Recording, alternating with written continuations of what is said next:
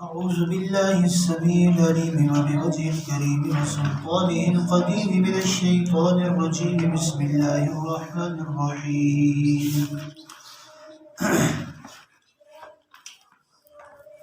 وما أعجلك عن قومك يا موسى قال هم أولئك على أثري وعجلت إليك رب لترضى.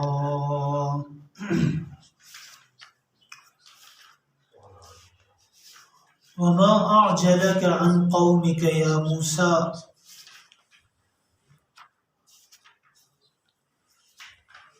اور کیوں جلدی کی آپ نے اپنی قوم سے اے موسیٰ؟ قال هم أولئك على أثري،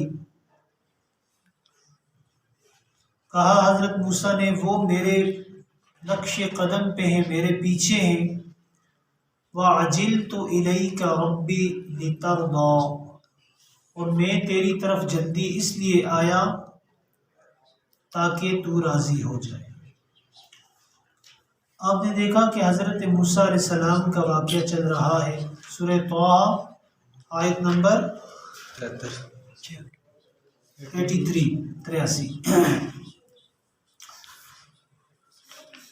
فرعون کو اللہ تعالیٰ نے غرق کیا.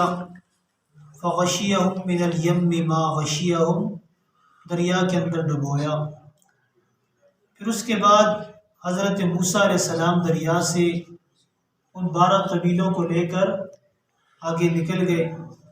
اب جب اس دریا کے اس پار گئے نا، تو حضرت موسیٰ علیہ السلام کو اللہ تعالیٰ نے اپنی طرف بلایا، اپنی ملاقات کی. یعنی موسیٰ علیہ السلام، میری طرف توجہ کریں، موسیٰ علیہ السلام نے اپنی قوم کو چھوڑا، خود آگے نکل گئے، کوہ طور پر گئے اللہ تعالیٰ سے ملاقات کرنے کے لیے. تو اللہ تعالیٰ نے حضرت موسیٰ سے کہا، اے موسیٰ تو کیوں جلدی ہماری طرف آئے، ہماری طرف جلدی. وما اعجلک عن قومک یا موسیٰ، یعنی موسیٰ علیہ السلام نے اپنی قوم کو وہاں چھوڑا نا، دریا سے پار ہو گئے، خود آگے نکل گئے. موسیٰ علیہ السلام خود آگے نکل گئے، قوم کو پیچھے چھوڑ دیا. حضرت ہارون کی قیادت میں حضرت ہارون کو کہا کہ آپ ان کی کیا کریں، رہنمائی کریں. اللہ تعالیٰ نے حضرت موسیٰ علیہ السلام سے سوال کیا کہ موسیٰ تو ہماری طرف جلدی کیوں آیا ہے؟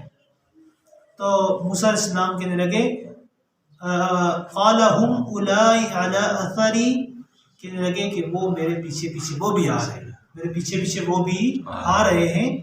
وَعَجِلْتُ إِلَيْكَ رَبِّي لِتَرْضَى، میں آپ کی طرف اس لیے جلدی آیا ہوں تاکہ آپ کیا ہو جائیں، راضی ہو جائیں.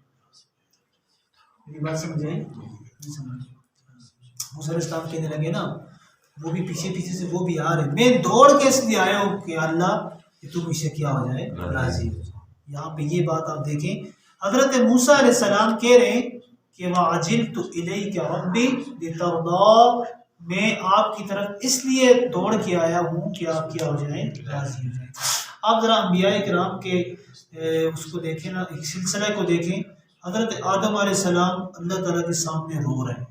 جب جنت سے نکالے گئے نا، واپس جنت سے نکال کے دنیا میں لائے گئے تو رو رہے ہیں، بار بار معافیاں مانگ رہے ہیں. کیوں مانگ رہے ہیں؟ تاکہ اللہ کیا ہو جائے، راضی ہو جائے. ایسے ہے نا.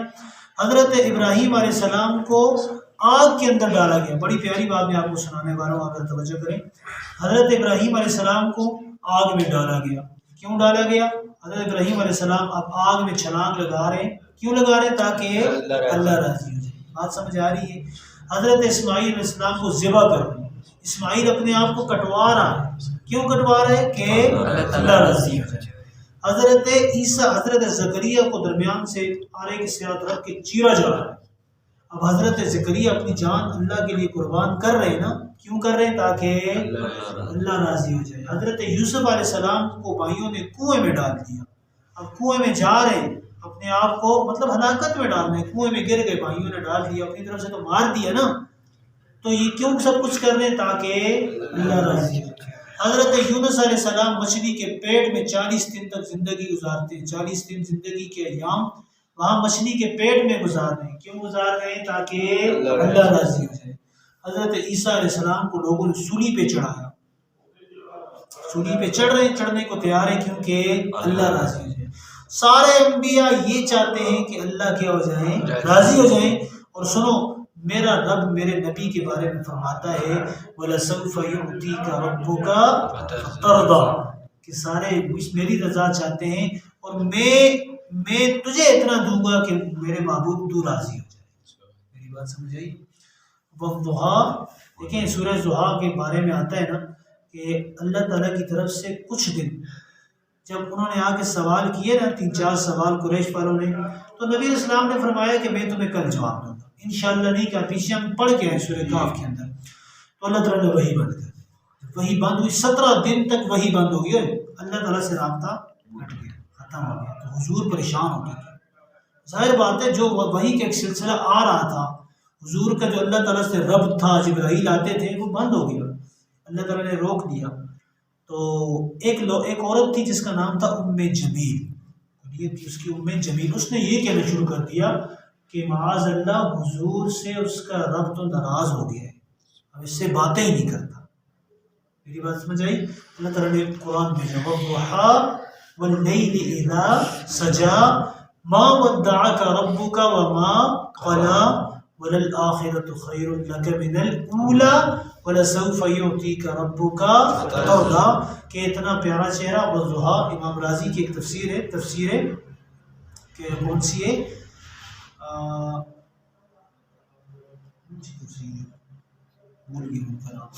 اس تفسیر میں فرماتے ہیں کہ وَالضُّحَىٰ سے مراد حضور کا چہرہ ہے. اللہ فرماتے ہیں کہ وَالضُّحَىٰ، تیرے چہرے کی قسم، وَاللَّيْلِ إِذَا سَجَىٰ، تیری زلفوں کی قسم، مَا وَدَّعَكَ رَبُّكَ وَمَا قَلَىٰ، نہ ہی آپ کے رب نے آپ کو چھوڑا ہے اور نہ ہی آپ سے کیا ہوا ہے؟ ناراض ہوا ہے. وَلَلْآخِرَةُ خَيْرٌ لَكَ مِنَ الْأُولَىٰ، آخرت جو ہے وہ دنیا کے اعتبار سے کیا ہے؟ زیادہ بہتر ہے. اور وَلَسَوْفَ يُعْطِيكَ رَبُّكَ فَتَرْضَىٰ، آپ کا رب آپ کو اتنا عطا کرے گا کہ آپ کیا ہو جائیں گے؟ راضی ہو جائیں گے. اور آپ صلی اللہ علیہ وسلم کی ذات پہ قربان جائیں. حضور کے احسانات دیکھیں صلی اللہ علیہ وسلم. آپ صلی اللہ علیہ وسلم نے فرمایا، اللہ سے فرمایا کہ مجھے آپ کی عزت کی قسم، آپ کی علو، آپ کی اونچی شان کی قسم، میں بھی اس وقت تک راضی نہیں ہوں گا جب تک میرا ایک بھی امتی جہنم میں رہے. سمجھ آئی؟ تو یعنی حضور نبی کریم صلی اللہ علیہ وسلم نے یہ ذمہ داری لی. اب ایک چھوٹی سی بات میں آپ کی بات کرتا ہوں کہ حضور نے ہمیں یہ ذمہ داری لی کہ ہم سب گنہگاروں کو حضور علیہ السلام کی شفاعت نصیب ہوگی تو ہم انشاءاللہ جنت میں جائیں گے. اور اس کے لیے ایک بہترین نسخہ ہے. جو شخص بھی صبح کے ٹائم یہ عمل کرنے کی چیزیں، مختصر سا اتنی چھوٹی چیزیں کیا پڑھتا ہے؟ رضیت باللہ ربا وبالاسلام دینا وبمحمد نبیا. تین جملے. رضیت باللہ ربا، یعنی میں اپنے رب کے، اللہ کے رب ہونے پہ راضی ہوں، اللہ کے رب ہونے پہ راضی. وبالاسلام دینا، اسلام کے دین ہونے پہ میں کیا ہوں؟ راضی ہوں. وبمحمد نبیا، اور محمد صلی اللہ علیہ وسلم کے نبی ہونے پر میں کیا ہوں؟ راضی ہوں. حدیث کی کتابوں میں آتے ہیں، دیکھو سے اس کی کتابوں میں آتے ہیں کہ اس کے کتنے فائدے ہیں؟ 5. کتنے فائدے ہیں؟ 5. ان میں سے ایک فائدہ میں آپ کو بتا دیتا ہوں، 4 نہیں کل بتاؤں گا ساتھ. ایک فائدہ یہ ہے، نبی اسلام نے فرمایا جو شخص صبح اور شام کو ایک مرتبہ پڑھتا ہے. کتنی مرتبہ؟ ایک مرتبہ. کیا پڑھتا ہے؟ رضیت باللہ ربا وبالاسلام دینا وبمحمد. حضور نے فرمایا میں اس کو خود بازو سے پکڑ کے جنت میں لے کے جاؤں. اس سے بڑی ہوئی بات کوئی ہو سکتی ہے. حضرت موسیٰ علیہ السلام وہاں پہ گئے اور کہنے لگے وَعَجِلْتُ إِلَيْكَ رَبِّ لِتَرْضَىٰ، میں آپ کی طرف اس لیے جلدی آیا ہوں تاکہ آپ راضی ہو جائیں. اللہ نے فرمایا قَالَ فَإِنَّا قَدْ فَتَنَّا قَوْمَكَ مِن بَعْدِكَ، بے شک ہم نے آپ کی قوم کو آپ کے بعد آزمایا ہے. موسیٰ علیہ السلام آگے چلے گئے، بنی اسرائیلی پیچھے سے دریا سے پار ہوئے، سامنے گئے تو کہنے لگے، سامنے گئے تو آگے کیا تھی؟ ایک ایسی قوم تھی جو اس کی عبادت کرتی تھی، بتوں کی عبادت کرتی تھی. تو بنی اسرائیلی کہنے لگے کہ ہمارے لیے بھی ایک بت ہونا چاہیے، ہمارے لیے بھی ایک کیا ہونا چاہیے کہ ہم اس کی عبادت کریں۔ اللہ تعالیٰ نے آگے ایک جگہ پہ فرمایا کہ یہ بڑے بیوقوف لوگ ہیں۔ ابھی فرعون سے ان کو نجات اللہ تعالیٰ نے دی ہے، فرعون سے بھی نکلے نجات، آگے جا کے پھر کہتے ہیں کہ ہمارے لیے کوئی اور معبود ہونا چاہیے۔ تو ایک آدمی تھا سامری، کیا نام تھا اس کا؟ سامری۔ اس کے بارے میں آتا ہے حدیث کی کتابوں میں کہ سامری کا جو نام تھا، اس کا نام تھا موسیٰ بن ظفر۔ کیا نام تھا؟ موسیٰ بن ظفر۔ اور حضرت موسیٰ علیہ السلام کا نام بھی کیا تھا؟ موسیٰ، لیکن موسیٰ بن عمران۔ یہ دو بچے تھے۔ موسیٰ علیہ السلام کی ماں نے تو صندوق میں ڈالا، چھوڑ دیا نا دریا میں۔ اس کی ماں نے بھی جب بچے اس وقت فرعون قتل کرتا تھا نا، تو اس کی ماں نے اس کو اٹھایا اور جا کے غار کے اندر چھوڑ دیا، چھپا لیا۔ دونوں کا نام موسیٰ تھا، اس کا نام بھی کیا تھا؟ موسیٰ بن ظفر، اور موسیٰ علیہ السلام کا نام تھا موسیٰ بن عمران۔ دونوں کو چھپایا گیا۔ اب دیکھیں ذرا، چھپایا گیا دونوں کو، ایک کو دریا میں ڈال دیا، فرعون کے گھر پہنچا۔ اس کی تربیت کس نے کی؟ فرعون نے کی نا، فرعون کے گھر میں ہوا۔ دوسرا وہ تھا جس کو اس کی ماں نے اٹھایا اور غار میں رکھ دیا۔ اس کے بارے میں حدیث کی کتابوں میں آتا ہے کہ اس کی خوراک اس کی لے کر حضرت جبرائیل علیہ السلام آتے تھے۔ جبرائیل علیہ السلام آتے، ایک انگلی سے دودھ نکلتا، اس کو دودھ پلاتے، دوسری انگلی سے شہد نکلتا، شہد پلاتے، اور یہ بڑا ہو، اسی غار میں بڑا ہوا، پھر یہ باہر آیا۔ لیکن یہاں پر آ کر اب جب موسیٰ علیہ حضرت جبرائیل واپس جاتے نا، تو ان کے گھوڑوں کی، اس کے گھوڑے کی جہاں پر وہ پاؤں لگتا نا، تو اس جگہ سے خشک جگہ سے سبزہ نکل جاتا۔ یہ سوچنے لگا کہ یہ جو مجھے آ کر روزانہ یہ چیزیں دیتے ہیں، اس کے جہاں اس کا گھوڑا لگتا ہے، کہاں پاؤں لگتا ہے، وہاں سے سبزہ نکلتا ہے، تو یہ بڑا کوئی عجیب آدمی ہے، اعلیٰ آدمی۔ تو اس پہ جہاں پہ حضرت جبرائیل کے گھوڑے کا پاؤں لگا نا، وہاں سے اس نے تھوڑی سی مٹی اٹھا کے اپنے پاس رکھا۔ آئی سمجھ؟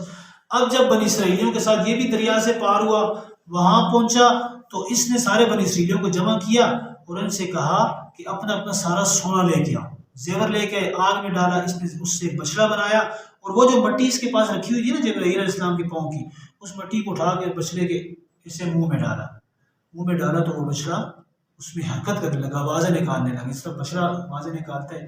تو اب یہ سامری کہنے لگا ان سے کہ دیکھو بھائی، تمہارا رب تو یہ ہے، بچڑے کا آگے رہنے لگا۔ موسیٰ تو بھول گئے، آگے نکل گئے، تو سارے بنی اسرائیلی اس بچڑے کے پیچھے۔ اب میری بات یہاں سے اس کا واقعہ ہے، فَإِنَّا قَدْ فَتَنَّا قَوْمَكَ مِن بَعْدِكَ، ہم نے تیری قوم کو تیرے بعد آزمایا، وَأَضَلَّهُمُ السَّامِرِيُّ، اور سامری نے ان کو کیا کیا ہے؟ گمراہ کیا ہے۔ فَرَجَعَ مُوسَىٰ إِلَىٰ قَوْمِهِ غَضْبَانَ آسِفًا۔ بس یہاں سے آگے انشاءاللہ بولوں گا۔ سبحانک اللہم وبحمدک، نشہد ان لا الہ الا انت، نستغفرک ونتوب الیک۔